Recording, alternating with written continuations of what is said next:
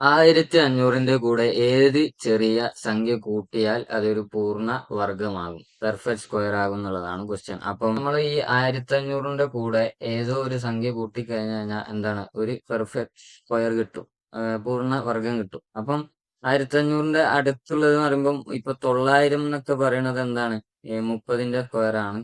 ഇനിയിപ്പം അങ്ങനെ അടുത്തേക്ക് പോകുമ്പോൾ 1500 അടുത്തേക്ക് പോകുമ്പോൾ നമുക്ക് കൺസിഡർ ചെയ്യാൻ പറ്റിയത് 38ന്റെ സ്ക്വയർ എന്ന് പറയുന്നത് 1444ആണ്.